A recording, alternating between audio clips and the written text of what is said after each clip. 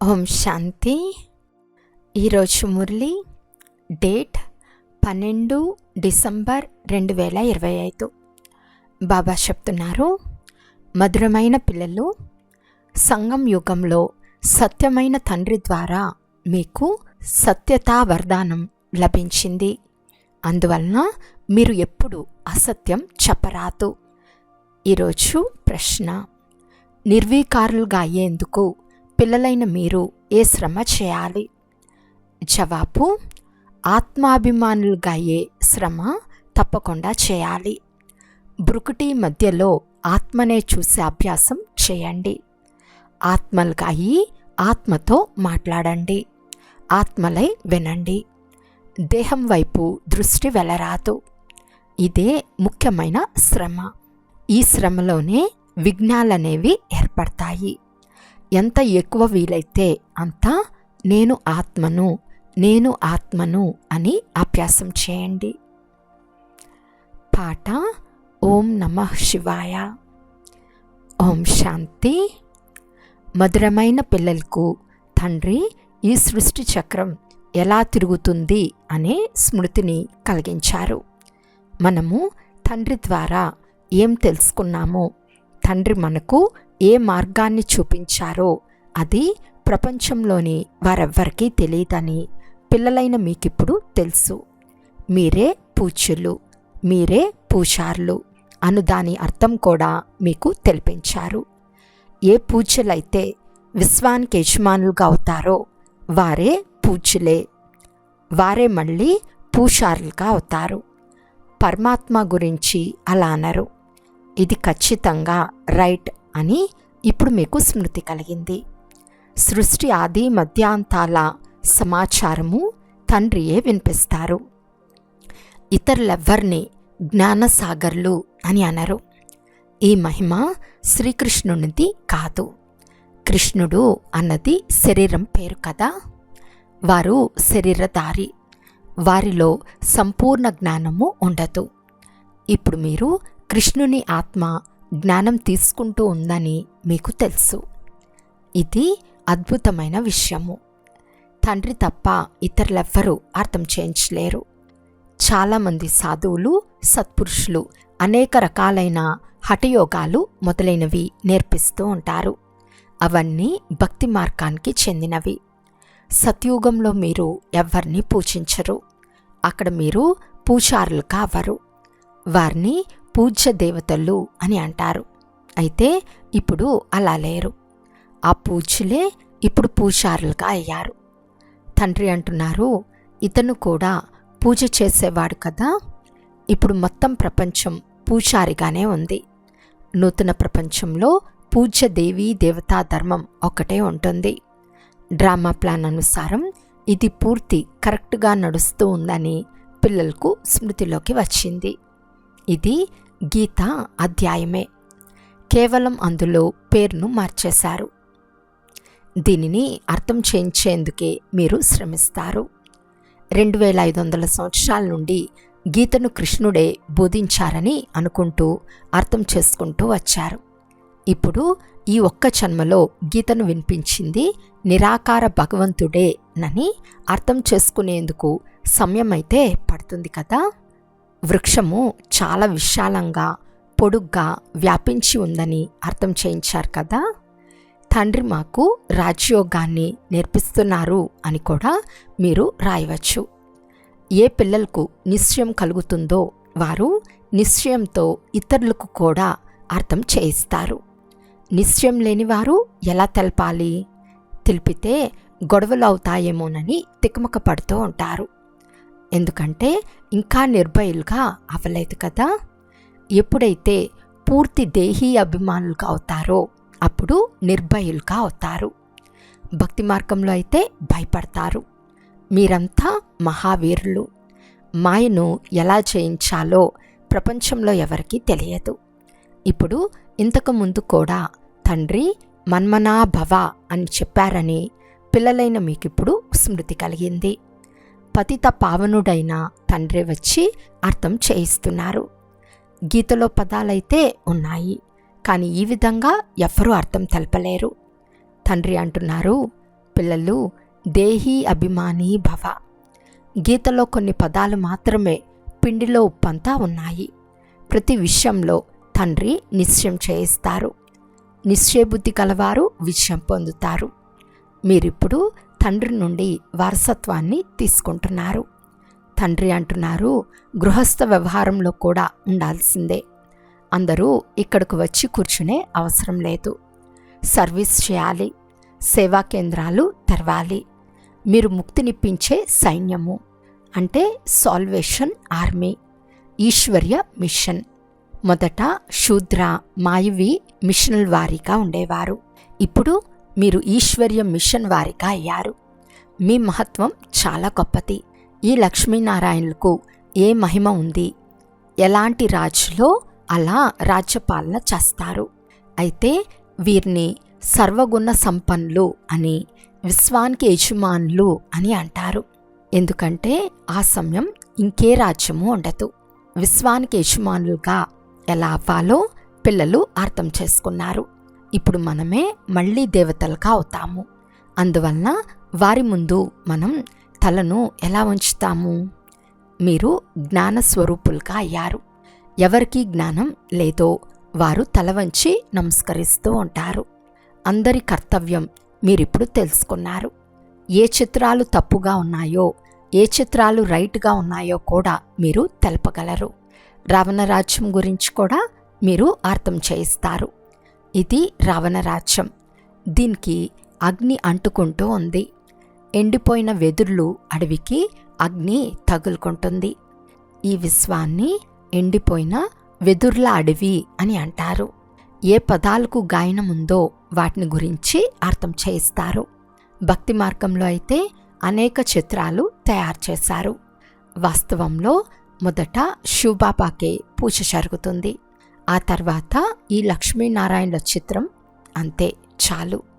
త్రిమూర్తులలో బ్రహ్మ సరస్వతి కూడా వచ్చేస్తారు. భక్తి మార్గంలో అనేక మంది చిత్రాలు తయారు చేస్తారు. హనుమంతుణ్ణి కూడా పూజిస్తారు. మీరు మహావీరులుగా అవుతున్నారు కదా. దిల్వాడా మందిరంలో కూడా కొంతమందిని ఏనుగులపై, కొంతమందిని గుర్రాలపై సవారీ అయినట్లు చూపించారు. వాస్తవానికి ఈ విధమైన వాహనాలు లేవు. తండ్రి మహారథులు అని ప్రస్తావిస్తూ ఉంటారు. మహారథులు అనగా ఏనుగుపై సవారీ చేయువారు. దానినే వారు ఏనుగుపై సవారీగా చూపించారు. గజమును మొసలి ఎలా పట్టుకుని పీడిస్తుందో కూడా అర్థం చేయించారు. మహారథులను కూడా అప్పుడప్పుడు మాయా అనే మొసలి పట్టుకుని మింగేస్తుంది అని తండ్రి తెలిపించారు. ఇప్పుడు మీరు జ్ఞానం తెలుసుకున్నారు. మంచి మంచి మహారథులను కూడా మాయ తినేస్తుంది. ఇవన్నీ జ్ఞాన విషయాలు. వీటిని ఎవ్వరూ వర్ణించలేరు. తండ్రి అంటున్నారు, నిర్వీకారులుగా అవ్వాలి. దైవీ గుణాలను ధారణ చేయాలి. కల్పకల్పం తండ్రి చెప్తున్నారు, కామం మహాశత్రువు. దీనిని జయించటంలో చాలా శ్రమ ఉంది. దీనిపై మీరు విజయం పొందుతారు. ప్రజాపిత పిల్లలైనందున మీరు పరస్పరం సోదరీ సోదరులుగా అయ్యారు. వాస్తవానికి మీరందరూ ఆత్మలు. ఆత్మ ఆత్మలతో మాట్లాడుతుంది. ఆత్మనే చెవులతో వింటుంది. ఇది గుర్తుంచుకోవలసి ఉంటుంది. మనము ఆత్మలకు వినిపిస్తాము, అంతేకాని దేహాలకు కాదు. నిజానికి మనమంతా ఆత్మలము, సోదరులము. తర్వాత పరస్పరము సోదరీ సోదరులము. ఆత్మకు వినిపించాలి. మనము సోదరులకు వినిపిస్తాము. దృష్టి ఆత్మ వైపుకు వెళ్ళాలి. మనము సోదరులకు వినిపిస్తూ ఉంటాము. సోదరా వింటున్నావా అని అడిగితే అవును, నేను ఆత్మను వింటున్నాను అని అనుభవం చేయాలి. బికనీర్లో ఒక పుత్రుడు సదా ఆత్మ ఆత్మ అని రాస్తూ ఉంటాడు. నేను ఆత్మను ఈ శరీరం ద్వారా రాస్తున్నాను. ఆత్మనైనా నా విచారం ఇది. నా ఆత్మ ఈ పని చేస్తూ ఉంది అని రాసేవాడు. కనుక ఇది ఆత్మాభిమానిగా అయ్యేందుకు శ్రమించే విషయం కదా. నా ఆత్మ నమస్కరిస్తూ ఉంది.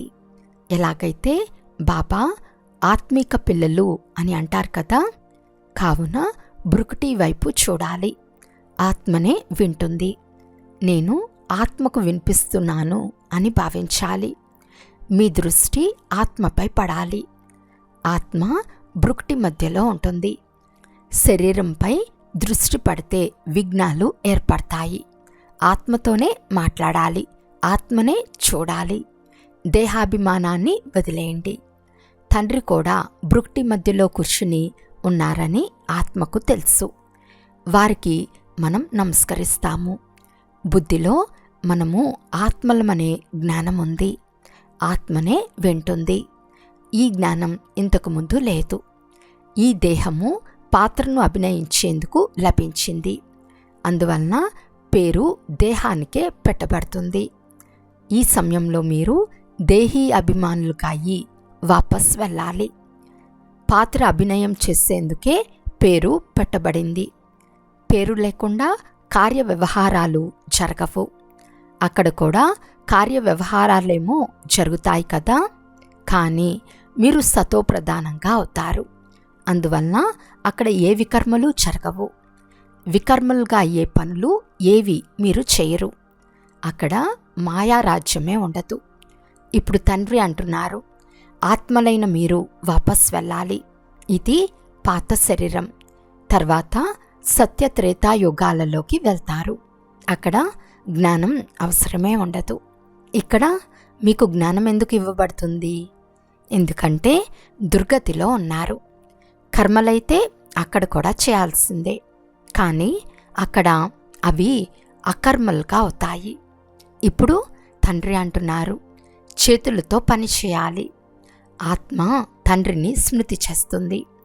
సత్యుగంలో మీరు పవిత్రంగా ఉన్నందున వ్యవహారాలన్నీ పవిత్రంగా అవుతాయి. తమో ప్రధాన రావణ రాజ్యంలో మీ కార్య వ్యవహారాలు లోపభూయిష్టమైపోతాయి. కనుక మనుషులు తీర్థయాత్రలకు మొదలైన వాటికి వెళ్తారు. సత్యుగంలో ఏ పాపాలు చేయరు. అందువలన తీర్థయాత్రలకు వెళ్ళే అవసరం ఉండదు. అక్కడ మీరు ఏమేం చేస్తారో సత్యమే చేస్తారు. సత్యతా వరదానం లభించేసింది. వికారాల మాటే ఉండదు. కార్య వ్యవహారాలలో కూడా అసత్యం అవసరమే ఉండదు. ఇక్కడ లోభం వలన మనుషులు దొంగతనము, మోసము చేస్తారు. అక్కడ ఈ విషయాలే ఉండవు. డ్రామానుసారం మీరు ఇటువంటి పుష్పాలుగా అవుతారు. అది నిర్వికారి ప్రపంచం, ఇది వికారీ ప్రపంచం. నాటకమంతా మీ బుద్ధిలో ఉంది. ఈ సమయంలోనే పవిత్రంగా అయ్యేందుకు శ్రమించాలి. యోగబలంతో మీరు విశ్వానికి యజమానులుగా అవుతారు. ముఖ్యమైనది యోగబలము. తండ్రి అంటున్నారు, భక్తి మార్గపు యజ్ఞ తపాదులతో ఎవ్వరూ నన్ను ప్రాప్తి చేసుకోలేరు. సతో రజో తమోలో వచ్చే తీరాలి. జ్ఞానము చాలా సహజమైనది, రమణీకమైనది. శ్రమ కూడా ఉంది. మహిమంతా ఈ యోగానిదే. దీని ద్వారా మీరు సతోప్రధానంగా తయారవ్వాలి. తమో ప్రధానం నుండి సతోప్రధానంగా అయ్యే దారి తండ్రే తెలియచేస్తున్నారు. ఇతరులెవ్వరూ ఈ జ్ఞానంను ఇవ్వలేరు. భలే కొందరు చంద్రుని వరకు పోయినా, నీటిపై నడిచినా అది రాజయోగం కాదు. అందువలన నరు నుండి నారాయణునిగా అవ్వలేరు. మనము ఆది సనాతన దేవీ దేవతా ధర్మానికి చెందిన వారమని, మళ్ళీ అలాగే తయారవుతున్నామని మీకు తెలుసు. ఇప్పుడు ఆ స్మృతి కలిగింది. తండ్రి కల్పకృతం కూడా ఇది తెలిపించారు. నిశ్చయబుద్ధి విషయంతి. నిశ్చయబుద్ధిగా ఉంటే విషయం పొందుతారు అని తండ్రి చెప్తున్నారు. నిశ్చయం లేకుంటే వినేందుకు కూడా రారు. నిశ్చయబుద్ధిగా ఉండి తిరిగి సంశయబుద్ధిగా కూడా అవుతారు. చాలా మంచి మంచి మహారథులు కూడా సంశయంలో పడిపోతారు. మాయవీ తుఫాన్లు కొద్దిగా వచ్చినా దేహాభిమానం వచ్చేస్తుంది. ఈ బాప్దాదాలు ఇరువురు కంబైన్డ్గా ఉన్నారు కదా. శివబాబా జ్ఞానం ఇచ్చి వెళ్ళిపోతారా, లేక ఏం జరుగుతుందో ఎవరు చెప్పగలరు? బాబా మీరు సదా ఉంటారా లేక వెళ్ళిపోతారా అని బాబాను ఎలా అడుగుతాము? తండ్రిని అలా అడగలేం కదా. తండ్రి అంటున్నారు, నేను మీకు పతితుల నుండి పావనంగా అయ్యే మార్గం చూపిస్తాను. వచ్చినా పోయినా నేను చాలా పని చేయవలసి వస్తుంది. పిల్లల వద్దకు కూడా వెళ్తాను, వారితో పనులు చేయిస్తాను. ఇందులో ఎవ్వరూ సంశయపడరాదు. తండ్రిని స్మృతి చేయటమే మీ కర్తవ్యం. సంశయం వస్తే క్రింద పడిపోతారు. మాయ జోరుగా చెంపదెబ్బ వేస్తుంది. అనేక జన్మల అంతిమ జన్మలో కూడా అంతిమంలో నేను ఇతనిలో వస్తాను అని తండ్రి చెప్తున్నారు. తండ్రే మాకు ఈ జ్ఞానం ఇస్తున్నారు. ఇతరులెవ్వరూ ఇవ్వలేరని పిల్లలకు నిశ్చయం ఉంది. అయినా ఈ నిశ్చయం నుండి ఎంతోమంది క్రింద పడిపోతారని తండ్రికి తెలుసు. మీరు పావనంగా అవ్వాలి అంటే నన్నొక్కరినే స్మృతి చేయమని తండ్రి చెప్తున్నారు. ఇతర మాటల్లోకి వెళ్ళకండి. మీరు ఇతర మాటల్లోకి వెళ్ళారు అంటే పక్కా నిశ్చయం లేదని తెలుస్తుంది. మొదట ఒక విషయము, మీ పాపాలు ఎలా నశిస్తాయో తెలుసుకోండి. మిగిలిన వ్యర్థ మాటలతో అవసరం లేదు. తండ్రి స్మృతి ద్వారా వికర్మలు వినాశనమవుతాయి. మరి ఇతర మాటల్లోకి ఎందుకు వెళ్తారు? ఏదైనా ప్రశ్నలకు ఇచ్చిన జవాబుల్లో ఎవరికైనా అనుమానం ఉంటే ఈ మాటలను వదిలి ఒక్క తండ్రిని మాత్రమే స్మృతి చేయు పురుషార్థం చేయమని వారికి చెప్పండి. సంశయం పడినారు అంటే చదివే వదిలేస్తారు. వారి కళ్యాణం జరగదు. నాడి చూసి అర్థం చేయించాలి. సంశయం ఉంటే ఒక్క పాయింట్లో నిలబెట్టాలి. చాలా యుక్తితో అర్థం చేయించవలసి వస్తుంది. పిల్లలకు మొదట బాబా వచ్చారు, మనల్ని పావనంగా చేస్తున్నారు అని నిశ్చయం ఉండాలి. చదువుకోకుండా ఉంటే పాస్ అవ్వరు. వారికి సంతోషం కూడా ఉండదు. పాఠశాలలో చదువేమో అందరికీ ఒకటిగానే ఉంటుంది. కొంతమంది చదువుకుని లక్షలు సంపాదిస్తారు. కొంతమంది 5-10 రూపాయలు మాత్రమే సంపాదిస్తారు. మీ లక్ష్యం నరు నుండి నారాయణునిగా అవటం. రాజ్యం స్థాపన అవుతుంది. మీరు మనుషుల నుండి దేవతలుగా అవుతారు. దేవతల రాజధాని అయితే చాలా పెద్దది. అందులో ఉన్నత పదవి పొందటం మీ చదువును బట్టి, కర్మల బట్టి ఉంటుంది.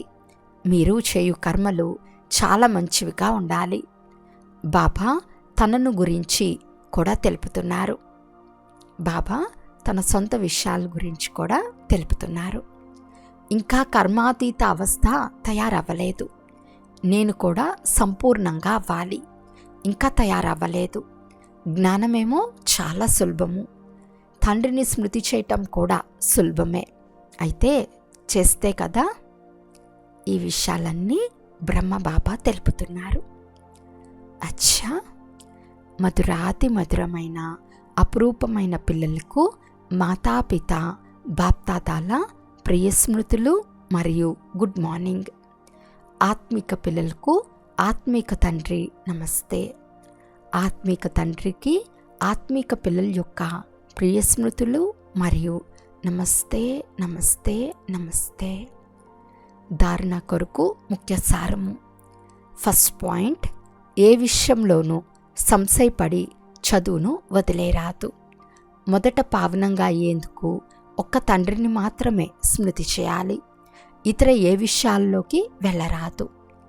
సెకండ్ పాయింట్, శరీరంపై దృష్టి ఉంచితే విఘ్నాలు ఏర్పడతాయి.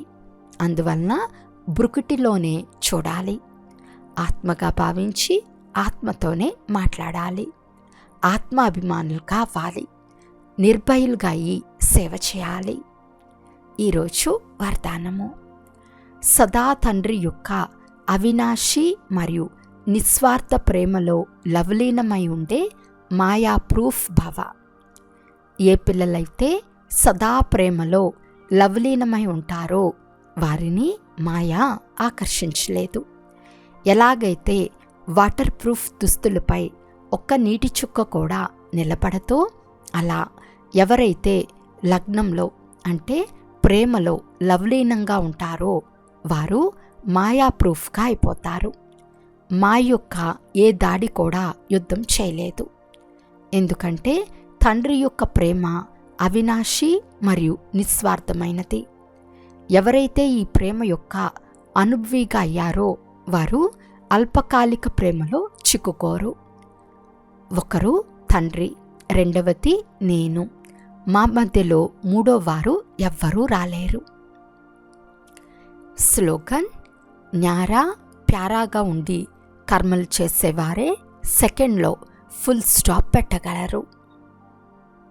అవ్యక్త సూచన: ఇప్పుడు సంపన్నంగా మరియు కర్మాతీతంగా అవ్వాలనే తపనలో ఉండండి.